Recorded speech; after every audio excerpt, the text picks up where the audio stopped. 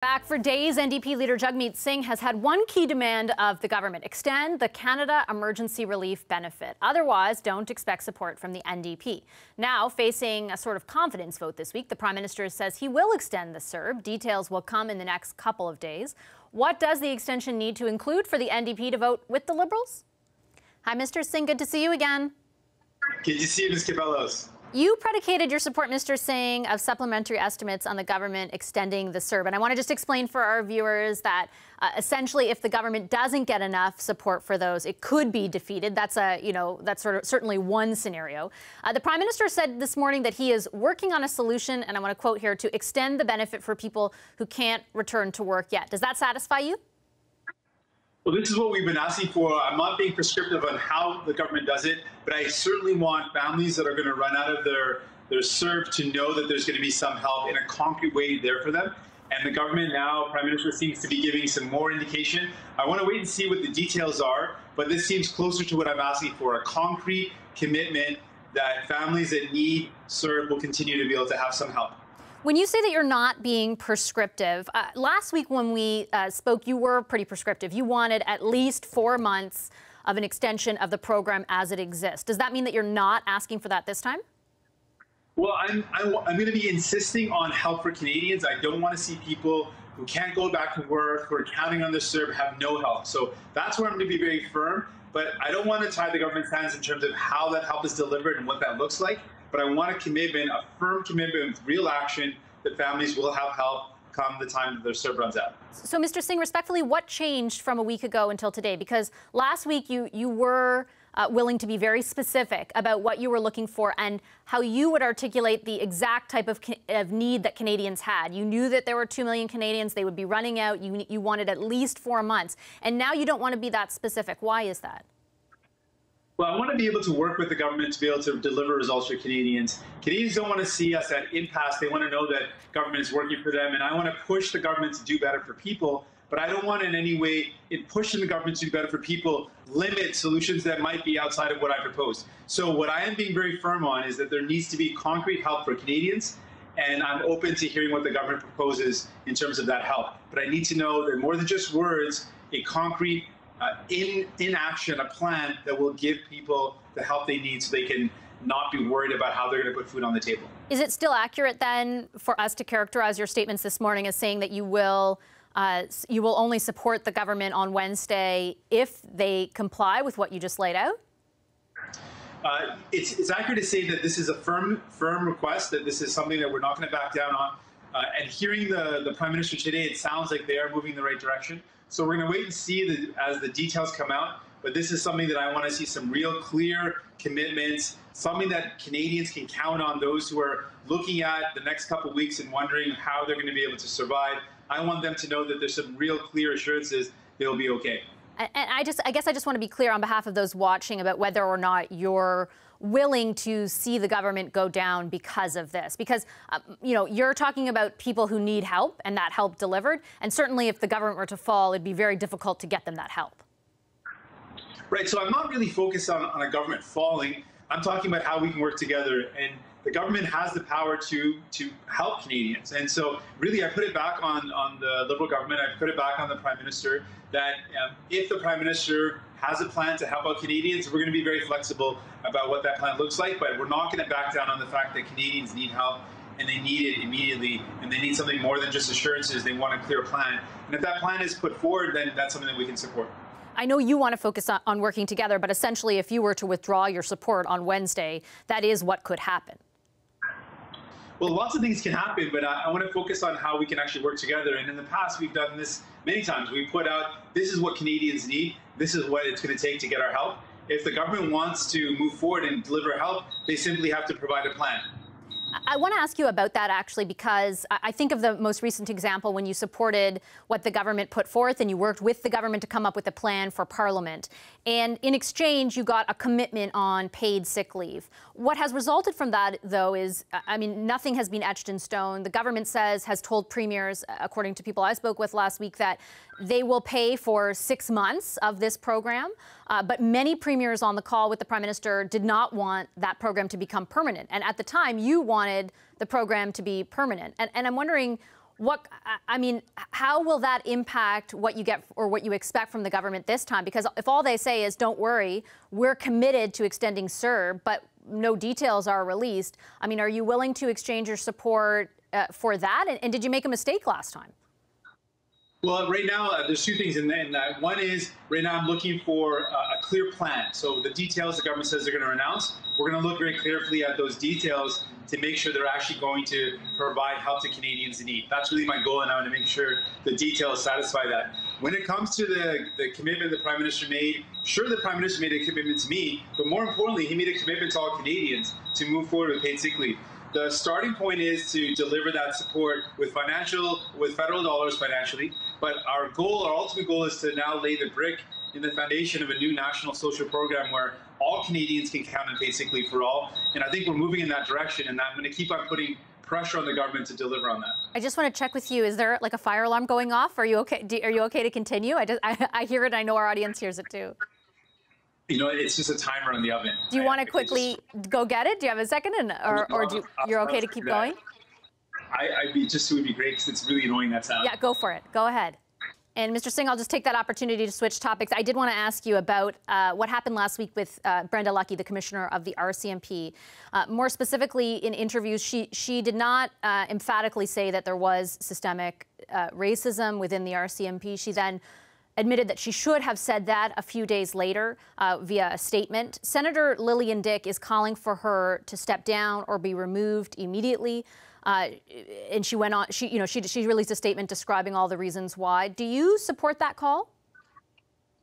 For me, I think the responsibility in terms of how the RCMP works, at the end of the day, the responsibility lies in the hands of the government of the day. So I place the blame on the Prime Minister Trudeau, and the Liberal government to provide real changes. It doesn't matter who is the commissioner of the RCMP if the government of the day is not willing to push for legislative changes to ban things like racial profiling, if they're not willing to push for a review of use of force, a review of de-escalation. If the government's not willing to do this work, then anyone could be the commissioner and we would still have the same problem. So I really want to emphasize that the final responsibility lies in the hands of the Prime Minister of Canada and the Liberal government, the Government of Canada, in terms of how the RCMP conducts their work. I understand that point, and I think there are genuine questions of accountability for the government on what they're prepared to do in that vein. But Senator Dick's point, essentially, and I'm paraphrasing, was if the person in charge of that organization doesn't fully understand what the definition of systemic racism is, they won't be able to implement or envision the way forward. Do you agree with that assessment? It is very problematic, and I agree that it's problematic for someone in charge to not understand what systemic racism is. But it's more important that we see the government that's responsible for overseeing this service, ensuring that there's putting forward real legislative changes. And that's where I'm going to put my emphasis and the pressure politically is, well, Prime Minister, you've taken a knee, you said that there's systemic racism, now let's see some action. Let's see some concrete policy changes, some legislative changes. This is a moment that people are crying out for action, not just symbolic gestures or pretty words. And I really want to put pressure on the government to deliver on that. Again, I understand that, but does that mean that you will not take a position where Commissioner Lucki is concerned? I just don't think that that's going to change. That's not going to create the systemic change. Replacing one person isn't the systemic change that I want, and nor is it what people are calling for. Black Lives Matter and many other movements. And people are calling for systemic change to deal with systemic racism, and that starts at the very top. And so I'm calling for the Prime Minister Trudeau and the Liberal government to put in place changes. We're going to continue to push them on that. Okay, thank you very much, Mr. Singh. Appreciate your time this evening. Of course, Ms. Capellas, thank you. Next month. The NDP says if the Liberals don't extend CERB, they won't support the government's money legislation this week, which, under the extreme scenario, could see the government fall. So what are the Liberals going to do? Mélanie Joly is Minister of Economic Development. She joins us from Montreal. Hi, Minister Joly. Good to see you again. Good to see you, Vashi. Minister, the Prime Minister earlier today said that your government is, quote, working on a solution to extend the benefit for people who can't return to work yet. He's referring to CERB. Can you be unequivocal for our audience? Will your government extend CERB for people who need it? Well, so there's different things. First and foremost, we've been there since the beginning for people because we knew that when the pandemic really hit hard, and we need to make sure that we were in social distancing mode, we had to be there for people. And we know that we have to continue to be there for people. Now, we'll have more details to give later this week, but we've heard from Canadians about the importance of having a strong social safety net. And that I can tell you that we'll continue to have a strong social safety net. Respectfully, Minister, what is taking so long for your government to be specific about this on it? And I ask only because there are about 2 million Canadians, some people who have crunched the numbers, a professor at Carleton says, who will run out in about 2 weeks of the CERB benefit. Surely that's something that your government knew. Why are you waiting until a week before that happens before you let them know exactly to what degree the government will be there for them? Well, we know that there's a lot of anxiety, and we know that people are concerned. Some people have access to their jobs because bit by bit the economy is reopening, but some, like people in the sector I represent as well, the tourism sector, are really hard hit. So we need to be there for them, and that's why we've been working very, very hard internally to make sure that we can be there for them. We've been quick and nimble since the beginning of the crisis, and we need to continue to do that. But that's why the Prime Minister wanted to address Canadians today, to say to them that we understood the anxiety and therefore we wanted to act. The NDP has predicated its support, or its leader, Jagmeet Singh, who's coming up a bit later on the show, has predicated his support for the estimates on Wednesday on the extension of the CERB. Will the details that you're talking about and the Prime Minister talked about this morning, will those details be available to the public by Wednesday? Well, I can't commit you on a definite date, but what I can tell you is that they're coming soon. And we know that they have to come soon because people are waiting for that information. Meanwhile, what I can tell you also, Vashi, is as the economy is reopening, we hope that people will continue to go and get their job or access a new job. And as the Minister of Economic Development, it is my top priority to maintain jobs, help businesses survive, and create new ones. And so that's why we've been really laser focused on making sure that we have a new approach while there's a new reality, because now the economy is reopening. I'm glad you brought up jobs, because I do want to ask you about the wage subsidy program as well. How much of the need for CERB to continue is because of the slow uptake for the wage subsidy program? Did your government overestimate businesses' enthusiasm for the program? Well, I was this morning at a small business in Montreal. It's called Data Performer. They do AI and technology solutions, and because of the wage subsidy, they've been able to keep the 20 employees, 20 jobs that we're offering.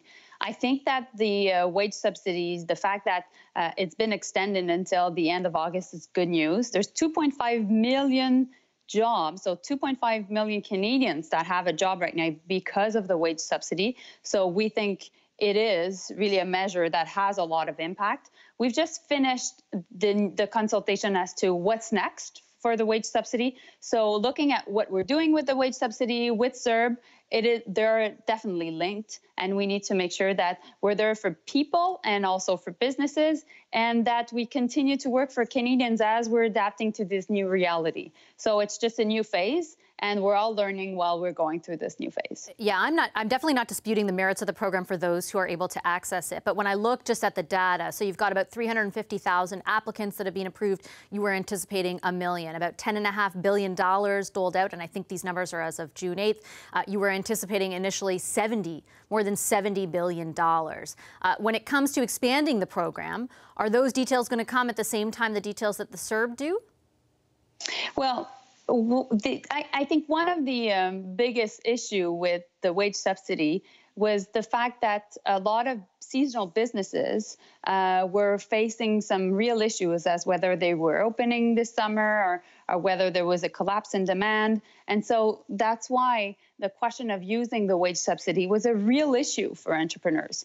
And a lot of them were trying to keep their business afloat while asking themselves whether they were able to keep their jobs. And so I've heard that in many of the conferences and the Zooms and the calls that I've made. I think the fact we've extended it until the end of August is helpful. But what we're dealing with, Vashi, right now is a lot of anxiety and a lot of uncertainty. And so we know we have to make sure that our measures, our programs are clear, and that's why we're coming with details soon. And we're trying to limit that uncertainty in order for businesses and entrepreneurs to make these decisions. And obviously, we want to make sure that people have access to the wage subsidy and they use it. Yeah, just to be clear, though, when you say soon, I know you're hesitant to put any timeline on it, but I hear about that uncertainty all the time, too. And for businesses that are trying to make that determination as we speak, they need as much certainty as possible. In the next 2 weeks, are they going to know what they have to do to qualify for the wage subsidy, the expanded version?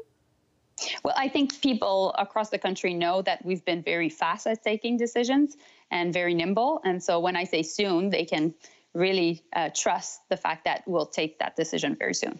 Respectfully, I mean, it's been nearly a month since, for example, your government announced that you would expand the criteria for eligibility for the CEBA. And just today, the announcement came after, I've been hearing nonstop from sole proprietors who were unable to access it, that they finally can apply for that this Friday. Your government had also mentioned on May 19th that you were looking at solutions for people with new businesses or people who didn't have a business account.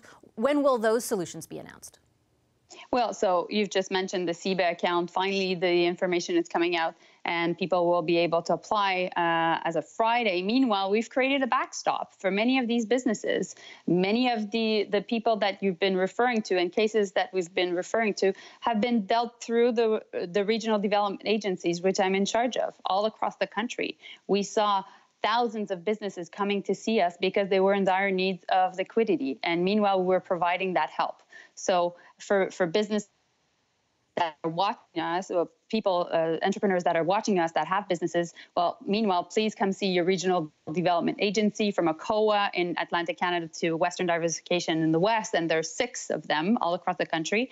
And we're there to help because we know you're facing very, very difficult times. My understanding is some of the uptake on that program has struggled as well. And speaking of uptake, on the commercial rent program that your government put forward, about $39 million as of June 12th, I believe, out of $3 billion allotted had been given out through that program. I heard the Prime Minister today call on provinces, encourage them to issue commercial rent eviction bans. Is that because the program that you put forward in conjunction with provinces has not been successful?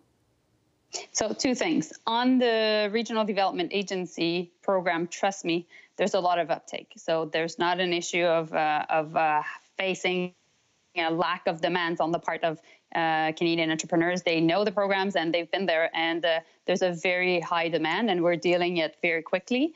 For the rent relief program, I think some jurisdictions have shown a lot of leadership, including BC, Saskatchewan, New Brunswick, and Quebec. And so we hope that other jurisdictions will be doing that. For example, British Columbia has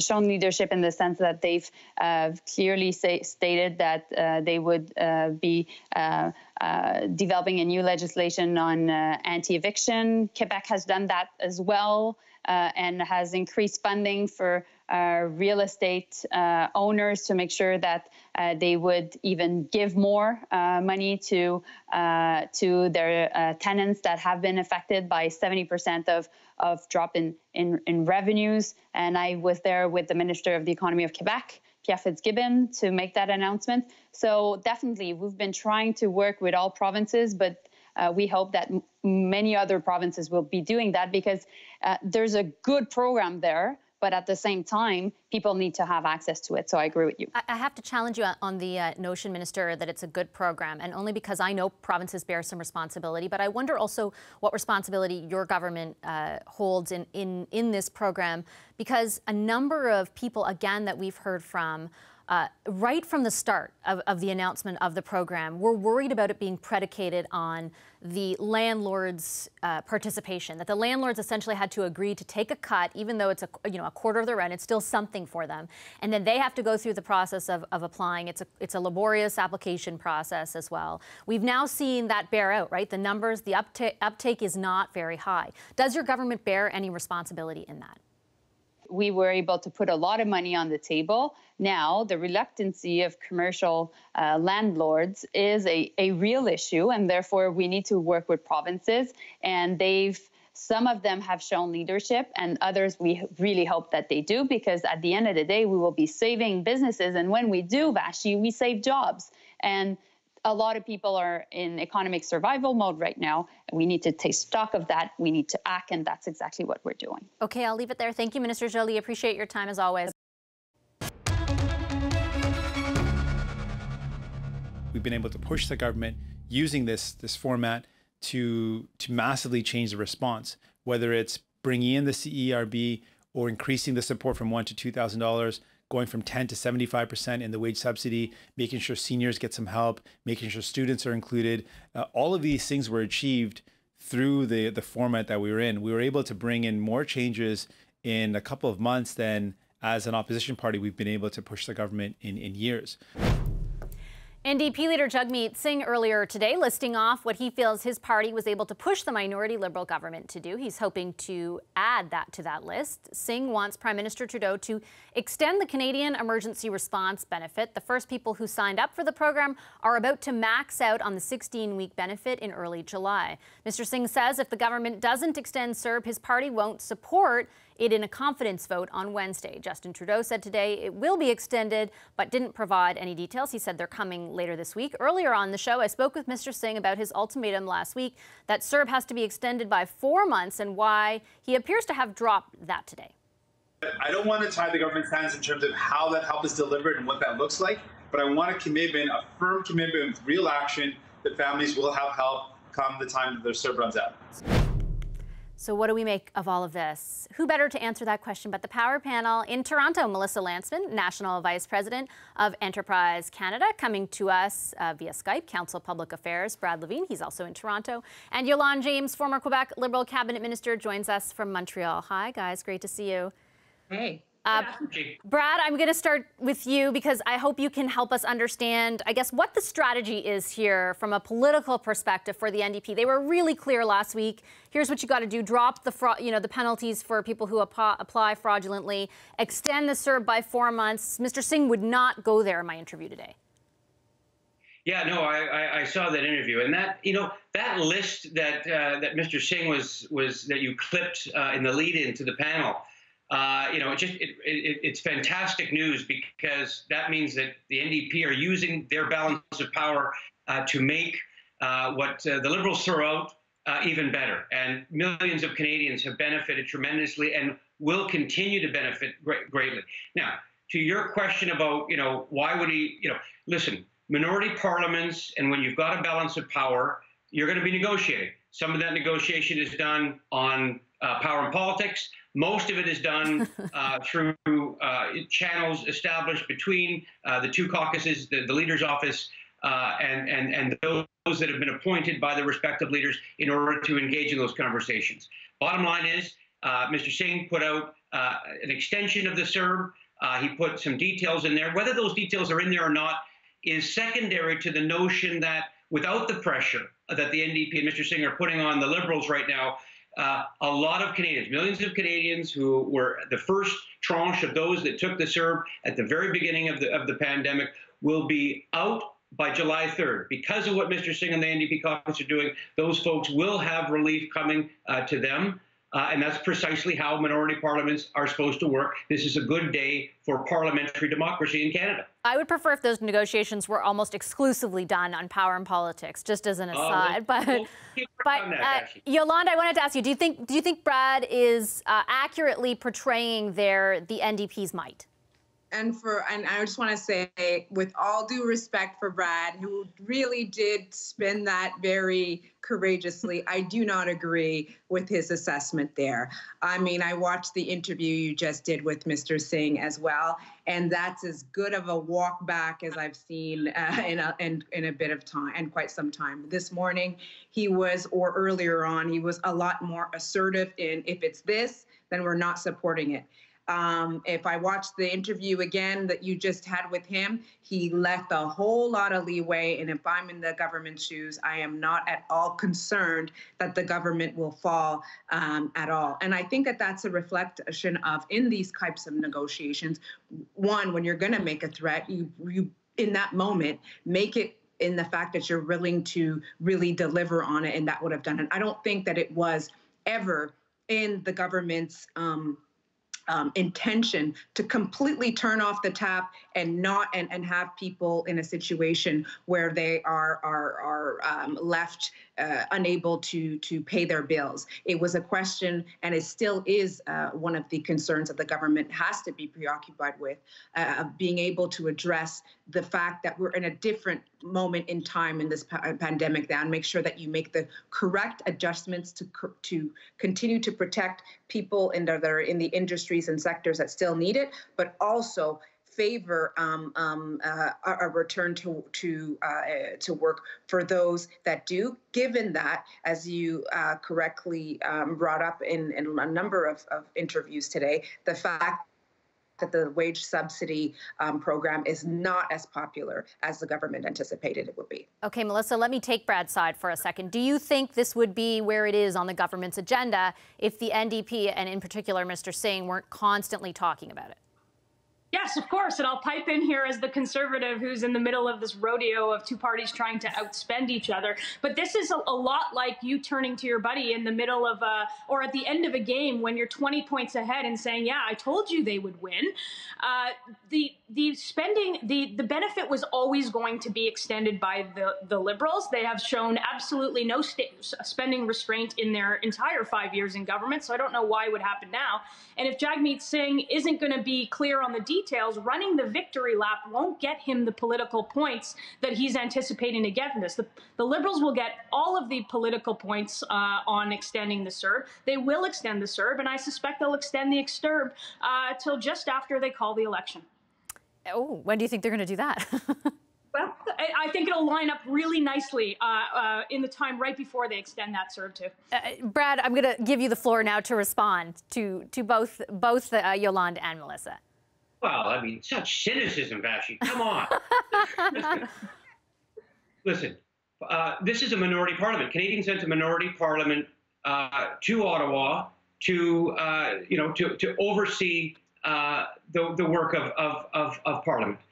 Now, we've got Mr. Scheer out there who's saying, let's lock them all up. Anybody who applied for CERB and another benefit, or they weren't qualified for it, let's start locking them up and taking with the key.